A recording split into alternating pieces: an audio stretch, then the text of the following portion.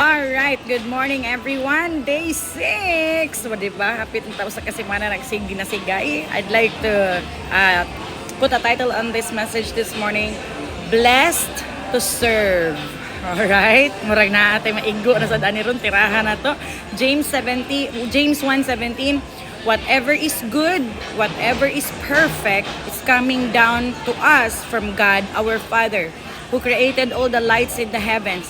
He never changes or cast a shifting shadow. Hallelujah. Tanan nga mga maayong butang nga naabot sa imong kinabuhi karon gikan na kang Lord. Imong trabaho, imong negosyo, imong promotion, ang imuhang next level gikan na kang Lord. Tanan gikan na kang Lord. Gibutangan ka ni Lord ana, gihatagan ka ni Lord next level, kay piyalan kas ginagmay. Sa ato pa wala ka gipanalanginan sa Ginoo para mo palayo noon sa iya ha. Unsaon gud nga gipiyalan ka ni Lord og ginagko niya, di naman hinuon ka mo simba, di naman hinuon ka magpakita, di naman hinuon ka muhatag di sa Dios. Dapat the more ka blessed, the more ka punon sa Ginoo, the more ka deposituhan sa Ginoo nga maayong butang, the more ka magpaduol kang Lord. Amen ba? Ayaw ikambyo si Lord sa imong answered prayer. Sige ni mo, grabe ni mong inampuan na sa diyang wa pa na natubag na mga pagampo, grabe hilak-hilak nimo niya karon nga na ikambyo na nimo noon si Lord. Niluya na hinuon ka, di na hinuon ka mo commit ka na kay mga answered prayer na unsa.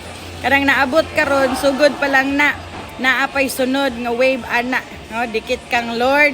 Ayaw sa panalangin. Okay? Ayaw ka diril, dili kay na bless lang gani, wa na mobiya na sa commitment des Ginoo.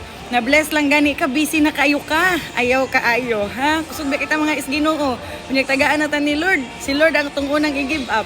Mao na ayaw kalimte. You are blessed to serve. Today, remember that whatever you are doing, wherever you will arrive sa imong kinabuhi, ayaw kalimot ang pinakauna nga hinungdan nga nang naa ka na tanan kay gipanalanginan ka ni Lord. Amen. So I pray that today you will be a blessing to others as much as the Lord has blessed you. All right? God bless you everybody. Have a great day.